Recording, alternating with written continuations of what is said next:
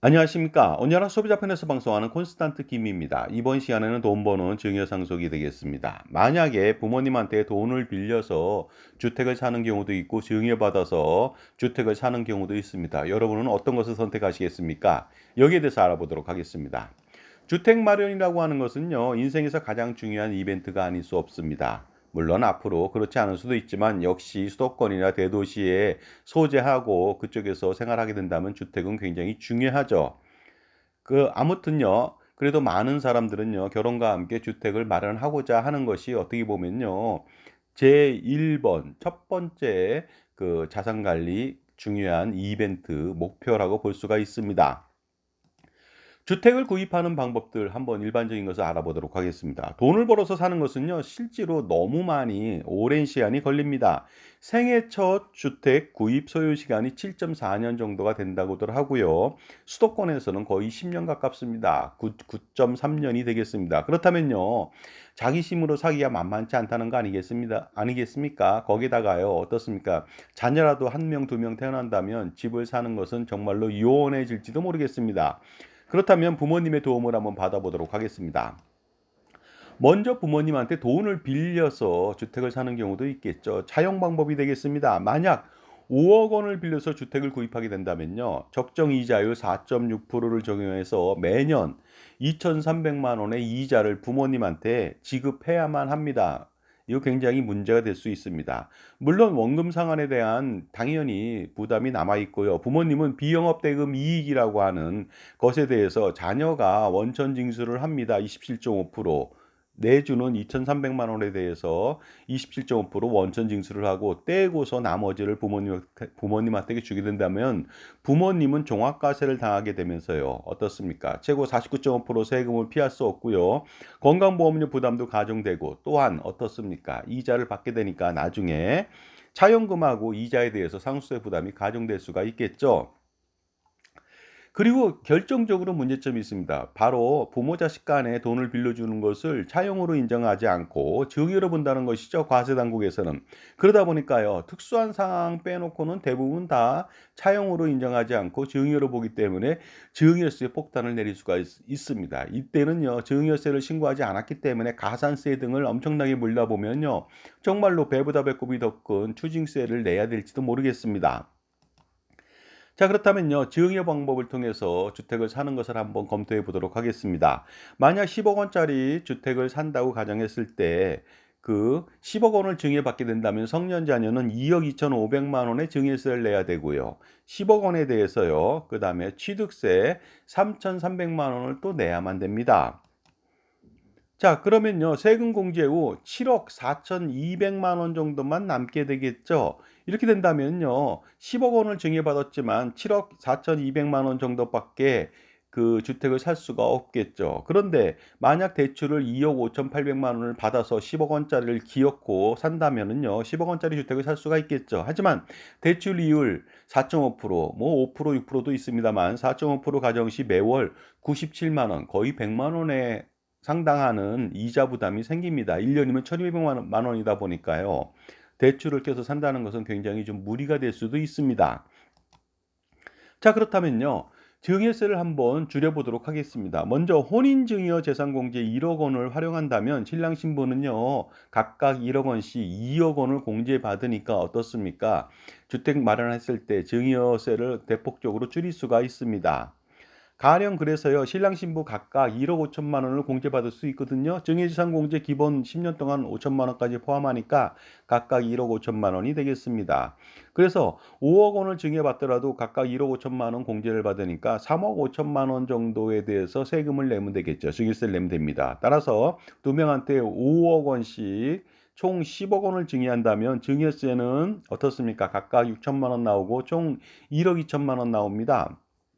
취득세는요, 어떻습니까? 그 돈으로 취득을 했을 때는 3,300만 원 포함해서 토탈 1억 5,300만 원의 세금이 들어갑니다. 그렇다면 10억 원을 증여받고 8억 4,700만 원만 남겠죠. 하지만 어떻습니까? 혼인공제를 아무나 하는 것은 아니거든요. 혼인신고 기간이 2년이 경과됐다면, 그러니까 2년 넘어서 지금도 살고 있다면요, 1억 원씩 공제받는 것은 불가능합니다. 따라서 증여재산 공제 5천만 원만 가능하기 때문에 증여세 부담이 가중될 수가 있습니다. 물론 2024년도 어떻습니까? 출산 자녀 공제도 1억 원까지 가능하다 보니까 출산한 자녀가 있다면 똑같이 1억 5천만 원씩 공제가 가능할 수도 있습니다. 자, 그렇다면요, 사례를 통해 알아보도록 하겠습니다. 만약에 혼인공제나 출생공제를 받지 못했다면요, 신랑 신부 각각 5천만 원만 공제를 받게 되거든요. 그렇다면 5억 원씩 총 10억 원을 증여했을 때 증여세는 각각 8천만 원, 총 1억 6천만 원, 취득세 포함해서 1억 9천3백만 원이고요. 그러다 보니까 10억 원을 증여하더라도 세후자금은 8억 원 정도밖에 남지 않습니다. 그렇다면 이 상태에서 증여세를 더 줄이는 방법은 없을까요?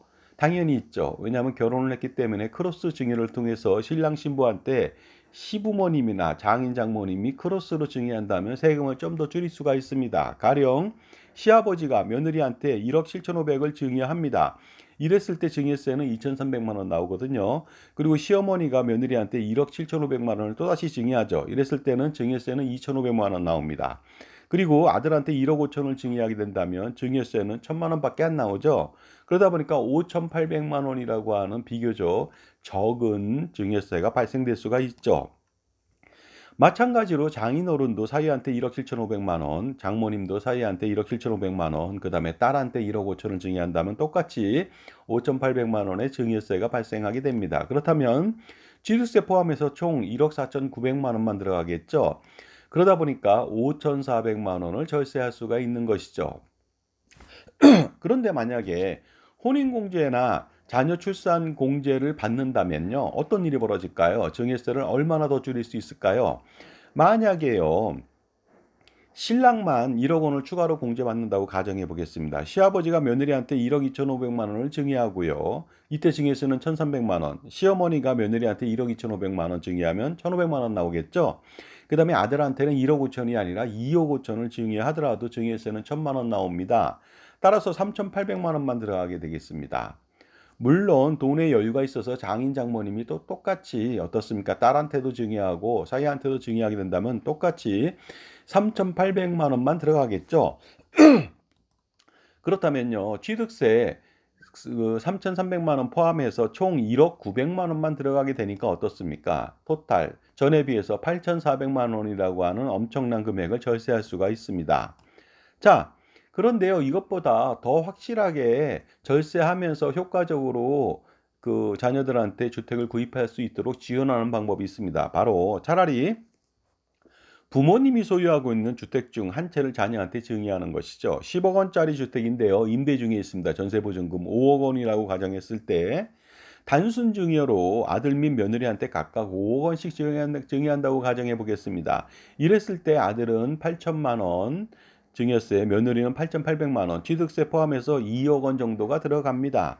그런데 그 2억 원요, 낼 수가 없잖아요. 그러다 보니까 임대보증금, 단순 증여다 보니까 5억 원을 부모님이 자녀한테 줘야 되거든요. 그러면은 5억 원으로 세금 2억 원 정도 내고도 3억 원 정도가 남겠죠. 그러다 보니까 이런 전세 보증금을 활용한다면 아주 효과적으로 자녀한테 증여세를 납세 대책도 세워지면서 효과적으로 증여할 수가 있습니다. 자, 지금까지 제 정보가 도움이 되신다면 무료 구독하고 좋아요 부탁드리고요. 이처럼 콘스탄트 김의 NGP 플랜 아니면 뭐 그 각종 절세 전략을 통해서요, 멤버십 회원으로 가입한다면 동영상 프리미엄 서비스를 통해서 엄청난 금액, 수억 내지 수십억 아니면 그 이상을 절세할 수 있는 계기를 만들어 보시기 바랍니다. 자, 그런데 여기에다가 혼인공제까지 있다고 가정해 보도록 하겠습니다. 그러면 단순 증여로 아들 및 며느리한테 각각 5억 원씩 증여를 하는데, 만약에 아들이 혼인공제로 1억 원을 더 받는다고 한다면 아들은 6천만 원만 증여세 내면 되겠죠. 그러다 보니까 어떻습니까? 전체적으로 3억 2천만 원의 그 임대보증금으로 세금 내고도 3억 2천만 원이 남을 수가 있습니다. 그런데 이 상태에서 더 줄일 수 있는 방법이 있을까요? 마찬가지로 크로스 증여를 하면 되겠죠. 그러다 보니까 어떻습니까? 아들한테 2억 5천만 원을 증여하면은 증여세는 1천만 원. 시아버지가 며느리한테 1억 천, 그다음에 시어머니가 며느리한테 1억 원을 증여하면 각각 1천만 원밖에 나오지 않습니다. 그러니 4억 6천을 증여하더라도 증여세는 3천만 원밖에 나오지 않고요. 그리고 장인 장모님도 사위한테 증여하고 딸한테 똑같이 증여한다면 3천만 원만 들어가다 보니까 어떻습니까? 증여세는 엄청나게 9억 2천을 증여했음에도 불구하고 6천만 원밖에 들어가지 않습니다. 그러다 보니까 취득세 포함해서 세후 8억 2천 7백만 원이라고 하는 그 세후 자산이 남았거든요. 이것으로 전세를 살다가 추후에 주택을 구입할 수도 있고 뭐 당장 구입할 수도 있겠죠. 그러다 보니까 그 돈으로 그 당장 구입하게 된다면요. 구입한 주택에 들어가 사는 것이 아니고요. 구입한 다음에 임대를 해 주는 것이죠. 그렇다면 그 8억 2,700만 원 가지고 주택을 샀을 때 계략적으로 임대보증금 4억 원 정도는 받을 수가 있습니다. 그러면은 그 자신이 들어가 사는 것이 아니라요. 자신은 그 전세에 사는 건 사는데요. 이 4억 원 가지고서 전세에 사면 아무 의미가 없겠죠. 그러다 보니까 부모님 명의로 전세에 임차 4억 원에 무료로 살다가 나중에 돈 벌면요. 부모님의 그 무료 임차 금액 4억 원을 갚을 수도 있는 방법이 있습니다. 그렇다면 그동안 갚을 동안에 어떻습니까? 임대보증금 4억 원은 충분히 자산 운영할 수가 있겠죠. 그렇다면 자녀는요. 그 어떻습니까? 주택 임대 보증금 4억 원을 자산 운용할 수가 있고 부모님의 혹시라도 돈의 여유가 있다면 가수금 10억 원을 가령 그 토탈 14억 원을 자산 운용할 수가 있겠죠. 그러다 보니까 이 돈에서 엄청난 자산 증식이 가능하겠죠. 따라서 이 돈을 운영할 때는요. 콘스탄트 김의 NGP 플랜을 통해서 자녀 소유 법인을 설립해서 자산 운영을 하면 되겠습니다. 그리고요. 이때는 대표이사가 부모님이 하면 훨씬 더 좋겠죠. 그래야만 호가 호의로 어떻습니까? 그 현명하게 증여하고서 재산권을 행사하니까 상속세도 줄이고 재산권을 확실하게 행사할 수 있는 현명한 증여 방법이 됩니다. 그러다 보니까요. 그렇게 운영하다 보면은 자산 운용 수익은 부모님 자산은 아니고 자녀 자산이 되겠죠. 그러다 보니까 자녀 자산으로 임차 보증금을 상환할 수도 있고 아니면 10년 단위로 부모님의 가수금을요. 다시 증여하게 된다면 부모님 가수금은 없다 보니까 그것이 자녀 가수금이 될 수가 있겠죠. 그러면 상속세도 확실하게 줄일 수가 있습니다. 역시 자녀의 주택 구입에도 콘스탄트 김의 NGP 플랜은 여러모로 효용이 있습니다. 그러다 보니까 2024년도 갑진 한 해가 되기 위해서 갑진년이 가기 전에 투자와 절세에서 엄청난 갑진 성과를 얻으시려면 반드시 지금 콘스탄트 김의 NGP 플랜을 한번 실행할 필요가 있겠습니다. 자산가람은 정말로 엄청난 고민이 많습니다. 이거 한 방에 해결할 수 있습니다. 콘스탄트 김의 NGP 플랜으로 가능하고요. 손자녀가 있다면 손자녀 법인을 만들어서 100년 동안에 할아버지, 아버지, 손자녀 엄청난 그 세금 후산을 통해서 절세 금액은요. 수십억, 수백억 아니면 그 이상이 될 수가 있으니까 반드시 NGP 플랜을 실행시켜 보시기 바랍니다. 2024년도 11월 달 NGP 플랜은요.